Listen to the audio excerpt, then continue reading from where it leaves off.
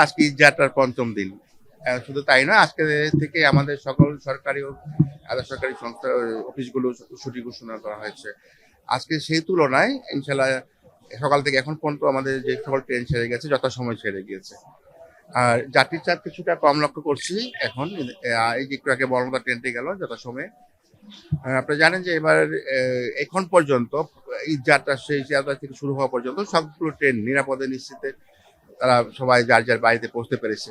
আশা করি আজকে আগামীকাল আর পরশুদিন ঈদযাত্রা বাকি যাত্রীরাও নিরাপদে স্বাচ্ছন্দ্যে বাড়িতে পৌঁছতে পারবেন। একদম প্রান্তিক মানে লোকাল যে মানুষগুলো, লোকাল ট্রেনের যে মানুষগুলো মানে লোকাল ট্রেনের যাত্রীরা তারা মাঝে মাঝে ছাদে উঠে পড়ছে। তারপরে আমাদের আরএনবি, জিআরপি এবং আমাদের লোকজন সবাই আমরা চেষ্টা করছি ছাদে। আপনারা জানেন যে ছাদে বাফারের ট্রেনে ছাদে ভ্রমণ করা আমরা সর্বোচ্চ নিষেধ করি এবং প্রচারণা চালাই। তারপরে কিছু অসচেতন মানুষ আছে ছাদে উঠে যাচ্ছে।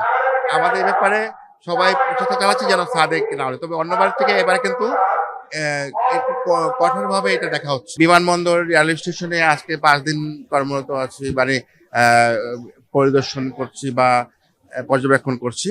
আমার ঊর্ধ্বতন কর্মকর্তা আছে এখানে, রেলপথ মন্ত্রণালয় এবং বাংলাদেশ রেলওয়ের কর্মকর্তারাও আছেন। তো এখন পর্যন্ত এমন কোনো অভিযোগ বা আমাদের চোখে আসেনি বা পড়েনি। তবে এ ব্যাপারে আপনি যেহেতু শতভাগ টিকিট অনলাইনে, আশা করি ব্ল্যাক হওয়ার বা ব্ল্যাক টিকিটের সম্ভাবনা খুবই কম। এক শ্রেণীর দুষ্কৃতিকারী আছে, তাদের বিরুদ্ধে প্রশাসনকে কঠোর ব্যবস্থা নেওয়ার জন্য, প্রশাসন বলতে আমরা আইন শৃঙ্খলা বাহিনীকে কঠোর পদক্ষেপ নেওয়ার জন্য বারবার অনুরোধ করেছি এবং তারা নিচ্ছেনও। ইতিমধ্যে অনেককে ধরেছেন।